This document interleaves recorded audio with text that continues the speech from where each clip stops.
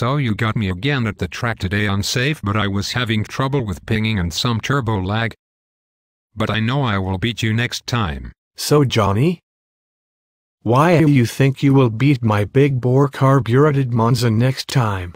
You haven't been able to so far. Well, first off, my car is a Corsa and yours is just a Monza.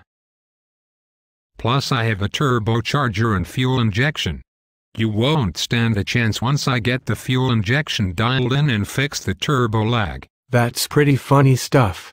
I spanked you hard at the track the last time we raced and you were whining about it not being dialed in way back then, and that was almost 5 years ago. Your finger must be bleeding by now from all that dialing. Yes, well, this fuel injection has been a lot of trouble since I removed the carbs, but I still know it's better than your Weber's. What makes you say that?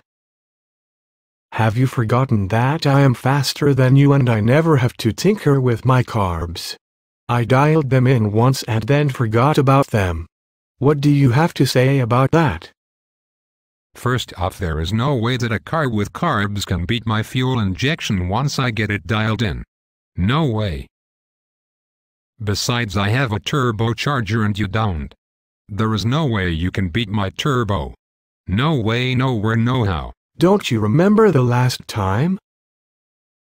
By the time your turbo was making boost, I was already at the finish line. Remember? Yes, I remember, but it was hot out that day and it was pinging when I floored it and it hesitated. I sure wouldn't call it lag. It was more like hesitation than lag. Besides that, I have a fancy ignition system that I can adjust with my laptop computer. Sometimes I have to adjust the timing curve for different altitudes or fuels or it will ping a little. A fancy ignition, huh? I set my timing once and then I forgot about it. Thought's good for you, but I still know that my ignition is better than yours, and once I get the bugs worked out I will prove it to you. A bunch of people on a car forum said I needed it, so it must be better than an old outdated distributor. Hell. You probably cannot even hit the red line, can you? Well, my touch goes to 8,000 but it does not have a red line. The shift light come on at 6,400 and the rev limiter kicks in at 6,800. I have taken it past 7,000 before and it was still pulling hard. What about your turbo? Well, I only have 5,000 miles on it and I do not think I should rev it past 5 until my mechanic says that it is okay. Mechanic? You have a mechanic? Yes. Well, he's not a real mechanic, but according to him he knows everything about cars. His day job is at Burger King. He said not to rev it until he readjusted the lifters again. He likes to adjust them with the engine running and he said it may take several more tries to get it right. Wow. I will have to grab another beer before I can listen to any more of this BS.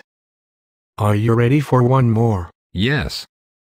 Make it around, but I will have to go home and adjust my drum brakes pretty soon. It pulls hard to the right when I try to stop. Especially if I go through a puddle. What would you do on safe? That is a no-brainer. Can you say disc brakes? I was told that Corvairs do not need disc brakes unless you are racing. Whoever told you that probably does not have disc brakes, so they do not know better. Heck. Nowadays everything from sedans to bicycles to forklifts have disc brakes. Hell, the average soccer mom in a minivan can outbrake a stock Corvair. Well, I don't care. I heard drum brakes are just fine unless you are racing, and you will never change my mind. Nor will I try. Next week we will talk about motor oil and zinc. Oh boy, this has been an unsafe production. Thanks for watching.